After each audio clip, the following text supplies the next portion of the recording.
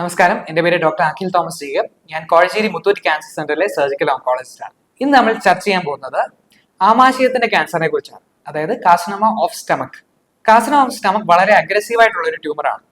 അതായത് ഏറ്റവും കൂടുതൽ ക്യാൻസർ കാരണമുള്ള മരണം ഉണ്ടാക്കാൻ സാധ്യതയുള്ള ഒരു തരം ക്യാൻസറാണ് ആമാശയത്തിന്റെ ക്യാൻസർ. അതുകൂടാതെ വീണ്ടും വരാനുള്ള സാധ്യത വളരെയേറെ കൂടുതലായിട്ടുള്ള ഒരു ക്യാൻസറാണ്. അതിനാണ് ഇംഗ്ലീഷിൽ ഇതിനെ captain of the men of death എന്ന് പറയുന്നത്. അതായത് മരണകാരണത്തിന്റെ ഏറ്റവും കൂടുതലായിട്ടുള്ള ഒരു തരം ക്യാൻസർ ആണ് ഈ ആമാശയത്തിന്റെ ക്യാൻസർ. ഈ ആമാശയത്തിന്റെ ക്യാൻസർ എങ്ങനെയാണ് ഉണ്ടാകുന്നത്, അല്ലെങ്കിൽ ആർക്കാണ് ഇത് ഉണ്ടാകാൻ സാധ്യതയുള്ളത് എന്നുള്ളത് നമുക്ക് പരിശോധിക്കാം. ഒന്നാമതായി, ജനിതകമായിട്ടുള്ള വ്യത്യാസമുള്ളവർക്ക് ക്യാൻസർ ഉണ്ടാകാനുള്ള സാധ്യതയുണ്ട്. ഏറ്റവും കോമൺ ആയിട്ട് ഈ ആമാശയത്തിന്റെ ക്യാൻസർ ഉണ്ടാക്കുന്ന ഒരു തരം ജനറ്റിക് സിൻഡ്രോമാണ് hereditary lobular breast cancer syndrome. അതായത് ബ്രസ്റ്റ് ക്യാൻസറും ആമാശയത്തിന്റെ ക്യാൻസറും കൂടെ ഒരുമിച്ച് ഉണ്ടാകാൻ സാധിക്കുന്ന ഒരു തരം ക്യാൻസർ ആണ് ഈ പറയുന്നത് ആമാശയത്തിന്റെ ക്യാൻസർ. രണ്ടാമതായിട്ടുള്ളത് HNPCC എന്ന് പറയുന്ന സിൻഡ്രോം, അതായത് ലിഞ്ച് സിൻഡ്രോം എന്നൊക്കെ പറയുന്ന ക്യാൻസർ. അത് ആമാശയം, കുടൽ, ഗർഭാശയത്തിന്റെ ഒക്കെ ക്യാൻസർ ഉണ്ടാകാൻ സാധിക്കുന്നതാണ്. അതുപോലെ FAP എന്ന് പറയുന്ന സിൻഡ്രോം, ഫാമിലിയൽ അഡിനോമാറ്റോസിസ് പോളിപ്പോസിസ്, ഇങ്ങനെയുള്ള സിൻഡ്രോമിക് ആയിട്ടുള്ള അസോസിയേഷൻ ഈ ആമാശയത്തിന്റെ ക്യാൻസറിനുണ്ട്. രണ്ടാമതായിട്ട് കാണുന്ന ഒരു തരം ഇൻഫെക്ഷൻ കാരണമാണ് H. പൈലോറി എന്നൊരു ഇൻഫെക്റ്റീവ് ഒരു ബാക്ടീരിയ ഉണ്ട്. അത് അൺഹൈജീനിക് ആയിട്ടുള്ള ഫുഡ് കഴിക്കുന്നതിലൂടെയാണ് ഏറ്റവും കൂടുതൽ പടരുന്നത്. ഇത് സാധാരണ രീതിയിൽ ഒരു സാധാരണ ഗ്യാസ്ട്രൈറ്റിസ്, വയറിരിച്ചിൽ പോലെയാണ്, പലപ്പോഴും കുറെ നാളത്തേക്ക് നിൽക്കുകയും അതിനുശേഷം അത് ക്യാൻസറായി മാറുകയും ചെയ്തതായിട്ട് നമ്മൾ കാണുന്നുണ്ട്. ഇത് കൂടാതെ വയറ്റിലുള്ള അൾസറിൽ നിന്ന് ക്യാൻസർ ഉണ്ടാകാം. ക്രോണിക് ആയിട്ട് ചികിത്സിക്കാതിരിക്കുന്ന അൾസർ, അതായത് വയറ്റിനകത്ത് പുണ്ണുണ്ടായിട്ട് അത് ചികിത്സിക്കാതിരിക്കുകയും അത് വഷളാകുകയും ചെയ്യുന്നതിലൂടെ അത് ക്യാൻസറായി മാറുന്നതാണ്.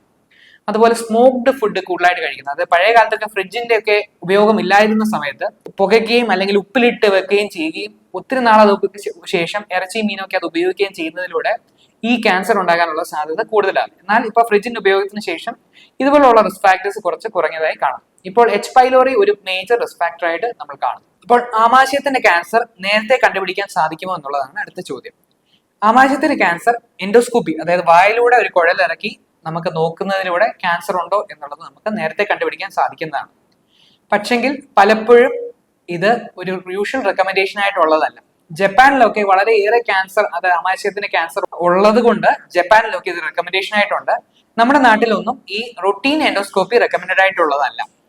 പലപ്പോഴും സിംറ്റംസ് വരും, അതായത് ഛർദിൽ, ആഹാരം ഇറക്കാനുള്ള ബുദ്ധിമുട്ട്, ഇങ്ങനെയുള്ള സിംറ്റംസ് വരുമ്പോഴാണ് പലപ്പോഴും രോഗികൾ നമ്മുടെ അടുത്ത് വരുന്നത്.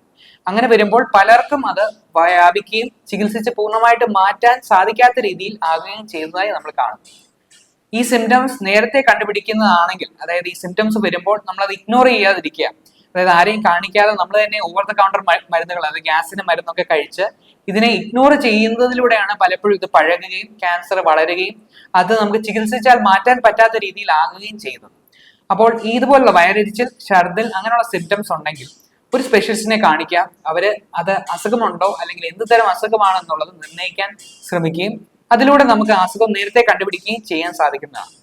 ഇനിയും ഇതിന്റെ ചികിത്സയ്ക്ക് പോവാണ്. ഇതിന് ഏറ്റവും പ്രധാനമായിട്ടുള്ള ചികിത്സ സർജറി തന്നെയാണ്. അപ്പോൾ വളരെ ഏർലി ഡിസീസാണ്, അതായത് ആമാശയത്തിന്റെ ഭിത്തിക്ക് ഉള്ളിൽ, അതായത് അതിന്റെ ലൈനിങ്ങിനുള്ളിൽ മാത്രം നിൽക്കുന്ന ഒരു തരം അസുഖമാണെങ്കിൽ നമുക്ക് എൻഡോസ്കോപ്പി വഴി ഇത് പൂർണ്ണമായിട്ട് നീക്കം ചെയ്യാൻ സാധിക്കുകയും അത് കാരണം വേറെ മേജർ സർജറി, വയറ് തുറന്നൊരു സർജറി വേണ്ടി വരാതിരിക്കുകയും ചെയ്യാൻ സാധിക്കുന്നതാണ്. അപ്പോൾ അങ്ങനെയല്ല, ഇത് ഈ ആമാശയത്തിന്റെ ഭിത്തിക്കുള്ളിലേക്ക് കയറിയിട്ടുണ്ട് അല്ലെങ്കിൽ ആമാശയത്തിന്റെ പുറത്തോട്ട് ഇറങ്ങിയിട്ടുണ്ടെങ്കിൽ സർജറി അനിവാര്യമാണ്. വയറ് തുറന്നുള്ള സർജറിയോ അല്ലെങ്കിൽ കീഹോൾ സർജറിയോ അനിവാര്യമാണ്. ഇതിനു മുമ്പായി പലപ്പോഴും നമ്മൾ കീമോതെറാപ്പി എടുക്കുകയും അസുഖം ഒന്ന് ചുരുക്കി നിർത്തുകയും ചെയ്യാൻ ശ്രമിക്കുന്നതാണ്. ഇത് കൂടാതെ കീമോതെറാപ്പി അല്ലാതെ ഇമ്മ്യൂണോതെറാപ്പി ഇപ്പോൾ ആമാശയ ക്യാൻസറിന് ഉപയോഗത്തിൽ വന്നിരിക്കുകയാണ്. അതിൽ പഠനങ്ങളുണ്ട്, അതിന്റെ എവിഡൻസ് വളരെ സപ്പോർട്ടീവ് ആയിട്ടുള്ളതാണ്. ഇതിനുശേഷം നമ്മൾ ആമാശയത്തിന്റെ സർജറി എന്ന് പറയുന്നത് എങ്ങനെയാണെന്നുള്ളത്, ആമാശയത്തിന്റെ അസുഖം എവിടെ ഇരിക്കുന്നു എന്നുള്ളത് വെച്ചാണ് നമ്മൾ സർജറി തീരുമാനിക്കുന്നത്. അത് വളരെ താഴെയായിട്ടുണ്ട്, അതായത് ആമാശയത്തിന്റെ താഴ്ഭാഗത്തിലാണ് ഉള്ളത് എന്നുണ്ടെങ്കിൽ നമുക്ക് ആമാശയം പൂർണ്ണമായിട്ട് നീക്കം ചെയ്യാതെ ഒരു ഭാഗം മാത്രം നീക്കം ചെയ്യുകയും അതിന് ചുറ്റുമുള്ള കഴലുകൾ നീക്കം ചെയ്യുന്നതിലൂടെ ശസ്ത്രക്രിയ നമുക്ക് പൂർത്തീകരിക്കാൻ സാധിക്കുന്നതാണ്. അല്ല, ആമാശയത്തിന്റെ മുകളിലായിട്ടാണ് അല്ലെങ്കിൽ ആമാശയത്തിൽ വ്യാപിച്ച് അസുഖം കിടക്കുകയാണെങ്കിൽ നമുക്ക് ആമാശയം പൂർണ്ണമായിട്ട് നീക്കം ചെയ്യേണ്ടി വരുന്ന ഒരവസ്ഥ പലപ്പോഴും വരാറുണ്ട്. അപ്പോൾ ഇതിനു ശേഷം എങ്ങനെ ജീവിതം മുന്നോട്ട് കൊണ്ടുപോകും എന്നുള്ളതാണ് നമ്മൾ ശ്രദ്ധിക്കേണ്ട ഏറ്റവും വലിയ കാര്യം. ആമാശയം നീക്കം ചെയ്ത് കഴിഞ്ഞാൽ ആമാശയം ഒരു വലിയ ബാഗ് പോലാണ്, റിസർവോയർ പോലാണ്. അപ്പോൾ നമുക്ക് ഭക്ഷണം കഴിക്കുകയും കൂടുതലായിട്ട് കഴിക്കുകയും അത് സ്റ്റോർ ചെയ്യുകയും ആദ്യം ചെയ്തത് ആമാശയത്തിനുള്ളിലാണ്. അപ്പോൾ ഈ വലിയ ബാഗ് പോയി കഴിയുമ്പോൾ നമ്മൾ ചെറിയൊരു ബാഗാണ് ബാക്കി വരുന്നത്.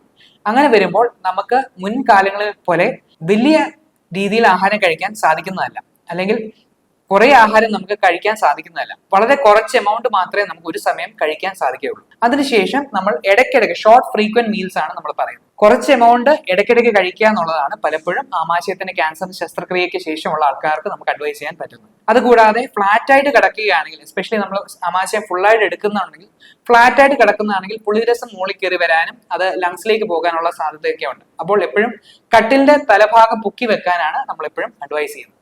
അതുപോലെ ആമാശയത്തിന് ശസ്ത്രക്രിയ കഴിഞ്ഞവർക്ക് നമുക്ക് പലപ്പോഴും അയണിന്റെ ഡെഫിഷ്യൻസി വരാൻ സാധ്യതയുണ്ട്, അതിൽ വൈറ്റമിന്റെ ഡെഫിഷ്യൻസി വരാൻ സാധ്യതയുണ്ട്, കാൽഷ്യത്തിന്റെ ഡെഫിഷ്യൻസി വരാൻ സാധ്യതയുണ്ട്. അപ്പൊ ഇങ്ങനെയുള്ളവർക്കൊക്കെ ആ മരുന്നുകളൊക്കെ നമുക്ക് കൊടുക്കേണ്ട ഒരു ആവശ്യകത പലപ്പോഴും വരാറുണ്ട്. അപ്പോൾ ആമാശയത്തിന്റെ ക്യാൻസർ നേരത്തെ കണ്ടുപിടിച്ചാൽ ചികിത്സിച്ച് പൂർണ്ണമായിട്ടും മാറ്റാൻ സാധിക്കുന്നതാണ്. എന്നാൽ ഇത് കുറച്ച് അഡ്വാൻസ്ഡ് ആണെങ്കിൽ പലപ്പോഴും നമുക്ക് കീമോതെറാപ്പിയും ശസ്ത്രക്രിയയും ഇമ്മ്യൂണോതെറാപ്പി എന്നുള്ള പല രീതിയിലുള്ള ചികിത്സ ഒരുമിച്ച് ചേർത്ത് നമുക്ക് ചികിത്സിക്കേണ്ട ആവശ്യം വരുന്നതാണ്. അപ്പോൾ അറിവ് നേടാം, ജാഗ്രതയോടെ ഇരിക്കാം, ഭയപ്പെടാതെ ഇരിക്കാം. നന്ദി, നമസ്കാരം.